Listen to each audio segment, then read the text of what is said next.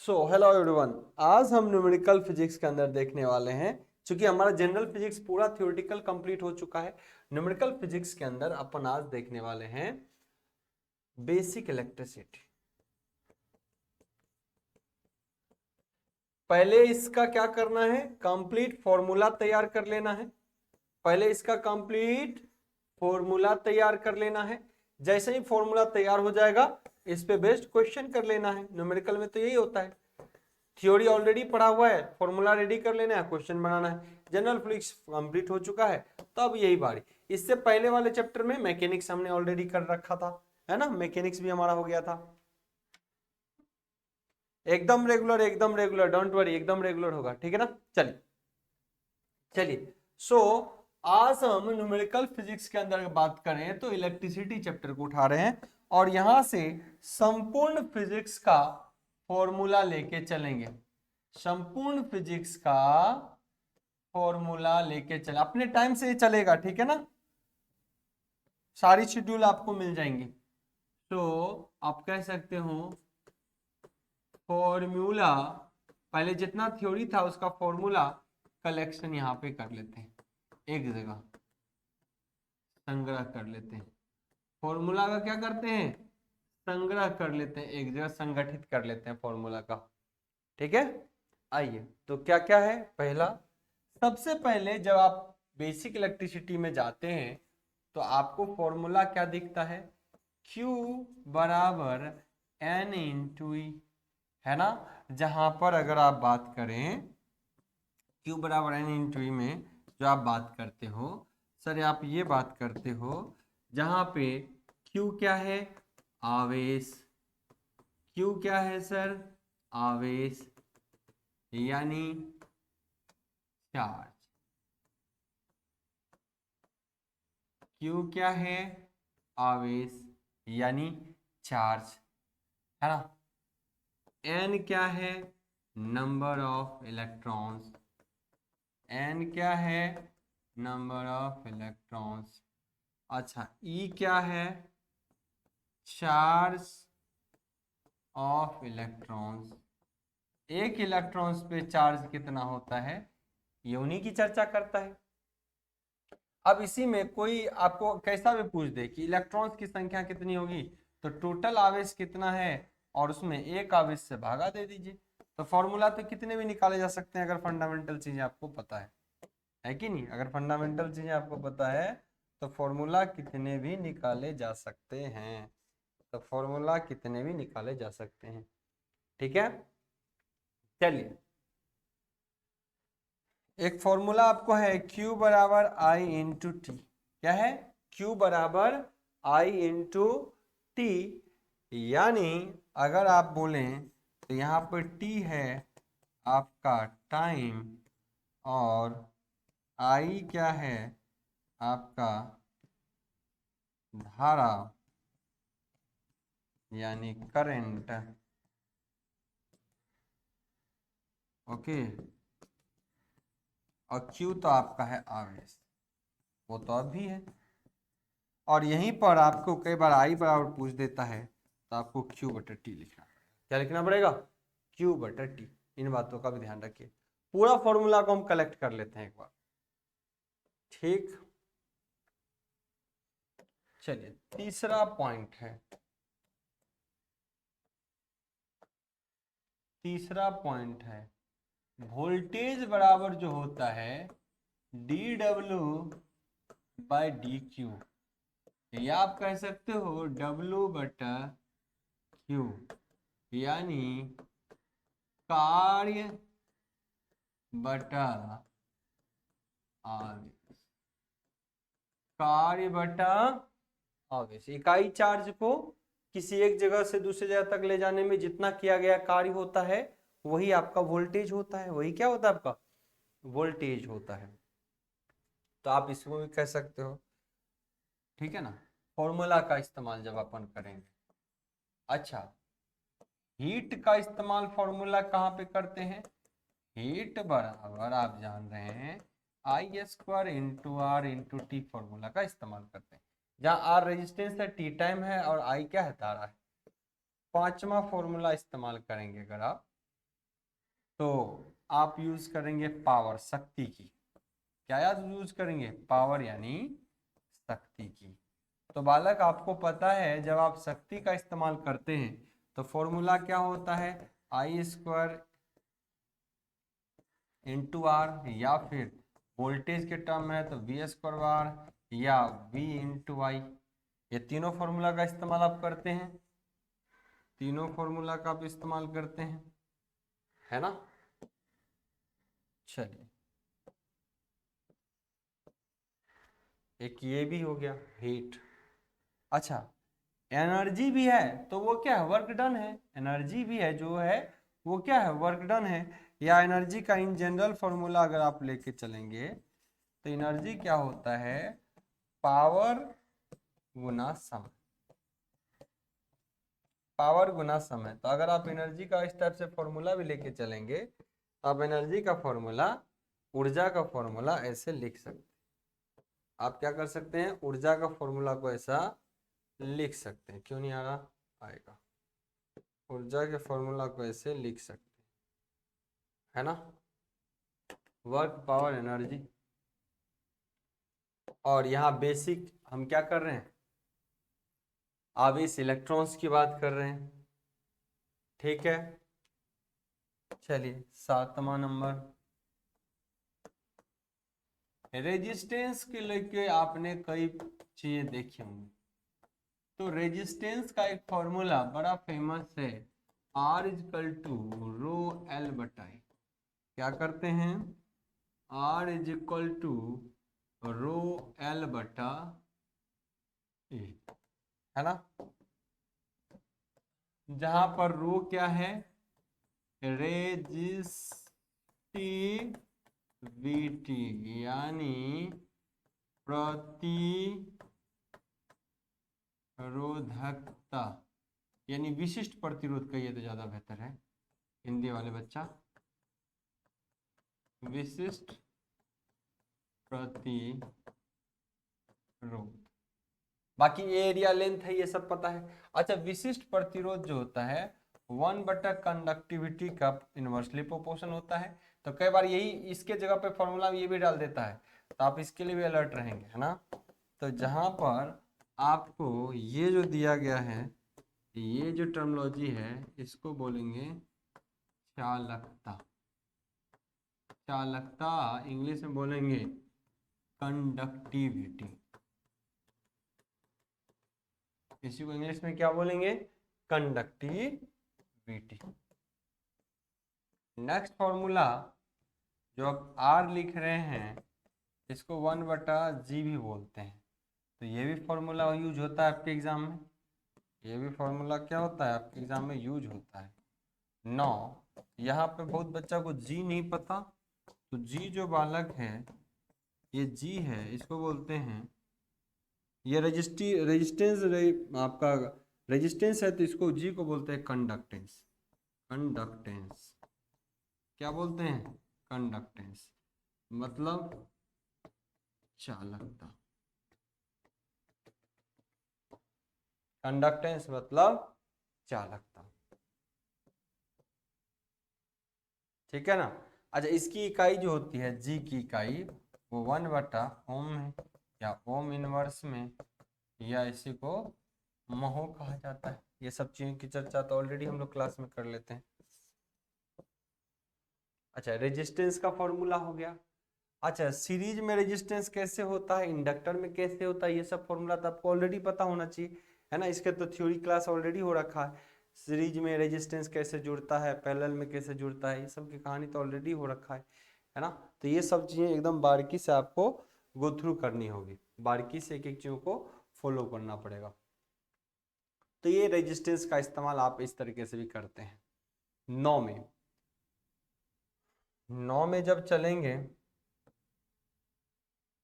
Resistance का एक formula है, नया प्रतिरोध बराबर ओल्ड प्रतिरोध into 1 ± alpha into change in temperature. अगर याद हो तो जब कभी ताप में अंतर कर दिया जाता है, आपको पता होना चाहिए, जब टेम्परेचर किसी कंडक्टर में ताप का प्रभाव तो पड़ता ही है, लेकिन जब ताप को एक टेम्परेचर से दूसरे टेम्परेचर पर कर दें तो पहले का जो प्रतिरोध होगा और टेम्परेचर बात करने का के बाद जो टेम्परेचर होगा उसमें अलग होगा, तो नया प्रतिरोध निकाला जा सकता है। इसी में निकालते हैं हम अल्फा। अल्फा यहीं से निकलता है जिसको टेम्परेचर कोफिशिएंट कहा जाता है। अल्फा को ही क्या बोला जाता है? टेम्परेचर कोफिशिएंट कहा जाता है। अल्फा को क्या बोला जाता है? Temperature coefficient. मान लो आर ओल्ड है, 10 डिग्री टेम्परेचर पर आर का मान 1 ओम है, अब 50 डिग्री कर दिए तो नया प्रतिरोध क्या हो गया? 50 डिग्री। तो ताप भी आपका बढ़ गया, पहले 10 डिग्री था, बाद में कितना हो गया? 50 डिग्री। तो इस पर भी निर्भर करता है, ठीक है ना। तो आपको कह सकते हो आर न्यू बराबर R old into 1 plus alpha into change in temperature, change in temperature. तो ये भी एक फॉर्मूला का करेक्शन हो गए, है ना। तो ये फॉर्मूला से आपका बेसिक इलेक्ट्रिसिटी के अंदर यूज होता है ना। अब रेजिस्टेंस में जो थ्योरी था, सीरीज में जुड़ते हैं, इंडक्टर भी जुड़ते हैं, लेकिन कैपेसिटर क्या होता है? उल्टा चलता है। तो ये सब फॉर्मूला तो याद नहीं रखना है, ये सब थ्योरी अगर ध्यान में है तो हमारा क्वेश्चन बन जाएगा, इसमें कोई अटकने वाली चीज है नहीं, है ना। उसमें सीरीज का अलग होता है, पैरेलल का अलग होता है। तो ये हो गया आरएलसी सर्किट से रिलेटेड टर्मिनोलॉजी। नाउ अगर आप बालक कहेंगे ओम्स लॉ की हम चर्चा करेंगे, किसकी? ओम्स लॉ की। तो अब तक हमने कितने 9 पॉइंट्स देखे। अब 10वां की बात करें हमारे लिए आ जाता है ओम्स लॉ। हमारे लिए क्या आ जाता है? Ohm's law.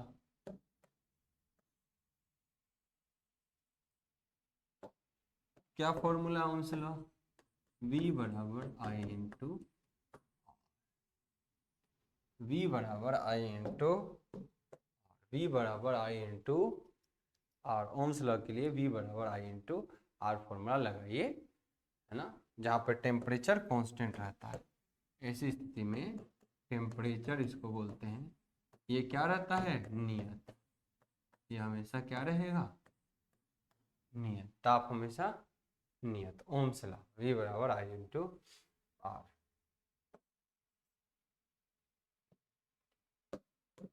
नेक्स्ट है 11 नंबर। 11 नंबर में केसीएल आपको आता ही है, किसी लूप में केवीएल आपका हो ही गया, है ना। फिर अब जब आप आगे जाएंगे केसीएल केवीएल से तो आपको क्या देखने को मिलेगा? पावर वाला फॉर्मूला। पावर वाला फॉर्मूला भी आप जान ही रहे हैं, आर वाला फॉर्मूला भी जान ही रहे हैं। तो आपको बेसिक इलेक्ट्रिसिटी में यही सारी चीजें देखने को मिलती हैं, ठीक है। उसके बाद जब आप जाएंगे बेसिक बल्ब वाला कॉन्सेप्ट आपको पढ़ा ही रखा। हीट तो एच स्क्वायर आई बराबर आई स्क्वायर इंटू आर टी पे ही काम करता है, हीट बल्ब वाला भी हो गया। फ्यूज वाला कंडीशन ठीक है, टेम्परेचर पे निर्भर कर रहा है। बाकी थोड़ी सी सेक्शन आएगा उधर, आप मोटर जनरेटर पढ़ोगे तो थोड़ी सी आपको फिर चीजें जानकारी में होनी चाहिए, ठीक है ना। अब जैसे कि ट्रांसफार्मर को लेके अगर आपको कहता है कि ट्रांसफॉर्मेशन रेशियो का फॉर्मूला, तो हमेशा V2/V1 बराबर E2 उसी के वोल्टेज का E2/E1 बराबर N2/N1 बराबर I1 बाय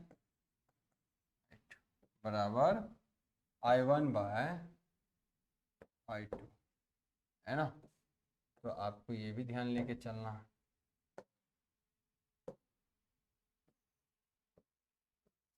ट्रांसफार्मर के लिए, है ना, ट्रांसफार्मर में टर्न रेशियो जिसको के को क्या बोलते हैं? के को अलग क्या बोलते हैं? Transformation ratio. ट्रांसफॉर्मर रेशियो भी बोलते हैं, ट्रांसफॉर्मेशन रेशियो भी। ट्रांसफॉर्मेशन रेशियो या ट्रांसफॉर्मर रेशियो। कई बार इसी को ए भी डिनोट करते हैं, कई बार इसी को ए से भी डिनोट करते हैं, तो आपको ये भी अंदाजा होना चाहिए। तो ये भी होगी एक फॉर्मूला कलेक्शन हो गया ना। ट्रांसफॉर्मर में बहुत सारी चीजें हैं जिसको आपको देखना होता है, ठीक है ना। ट्रांसफार्मर वाली चीजों को लेके चलेंगे।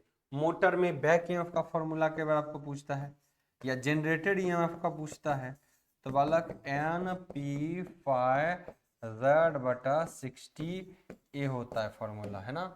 ये ध्यान रखना।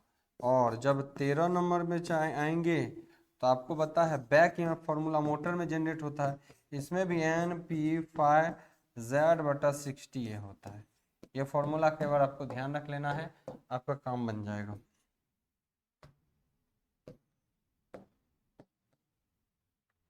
ठीक है, तो ये मोटर के लिए आपका हो जाएगा।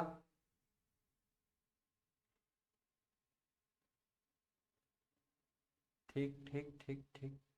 आपको एमीटर वोल्टमीटर में पीएमएमसी पूछ देगा, एडी टाइप इंस्ट्रूमेंट पूछेगा, तो मेजरमेंट के बारे में थोड़ा बहुत चीजें पूछ सकता है। ठीक है बालक, अगर मेजरमेंट की बात हो गई तो फिर ब्रिज से थोड़ा बहुत क्वेश्चन आपको देखने को मिल सकता है, और इसी तरीके से डिफरेंट डिफरेंट चीजों की बात आप कर सकते हैं। जैसे मोटर वाला में ये हो गया। उसके बाद आप बात करेंगे, आइए आपको मान लो ट्रांसफार्मर में भी एक फॉर्मूला आता है कि कौन किस फ्रीक्वेंसी के प्रोपोर्शन होता है। तो एक चीज ध्यान रखिएगा, यहाँ पे कितने नंबर तक गए, 13। 14वें नंबर और 15 नंबर में आपको एक बार पूछेगा हिस्टेरेसिस लॉस,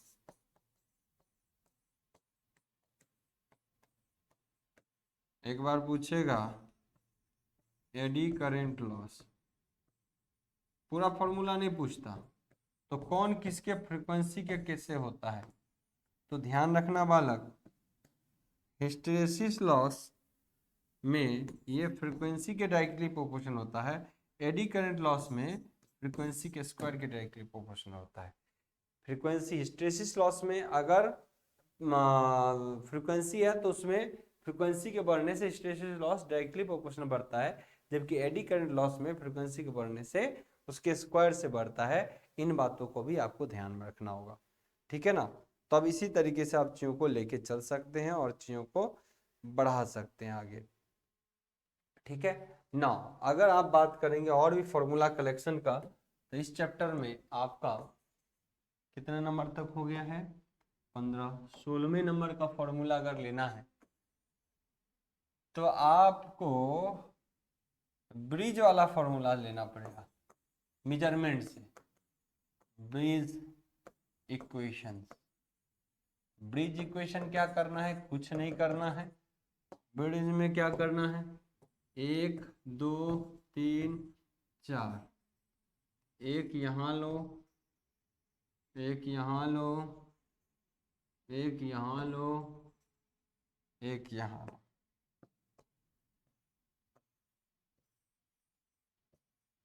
एक यहाँ लो, ये ब्रिज मान लो बन गया। ये है P, ये है Q, ये है R, ये है S।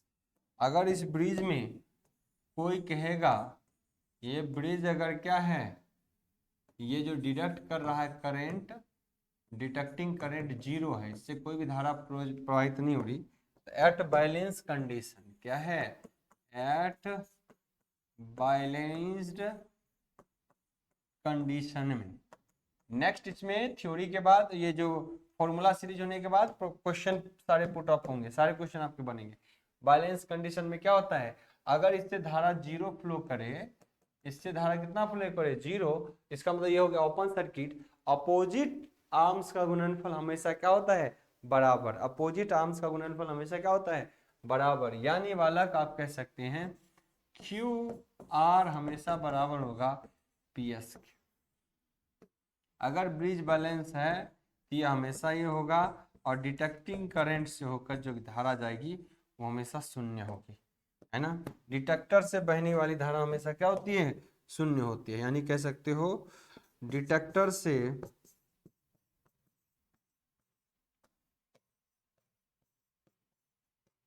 बहने वाली धारा हमेशा शून्य होगी, हमेशा क्या होगी, शून्य होगी, हमेशा क्या होगी, शून्य। क्लियर, तो ब्रिज इक्वेशन के लिए आप ये भी लिख सकते हैं। ठीक, तो ये आपका बेसिक फॉर्मूलाज हो गए जो जनरल इलेक्ट्रिसिटी में आते हैं।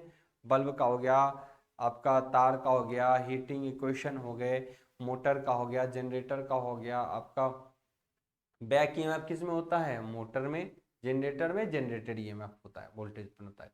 ट्रांसफार्मर का एक फॉर्मूला आपको मिल गया, एडी करंट लॉस अपन लिख लिए। यही सब बेसिक में फॉर्मूला में आपको पूछा जाता है। बाकी क्वेश्चन अपने को आएंगे तो चीजों को और भी देख लेंगे, ठीक है ना।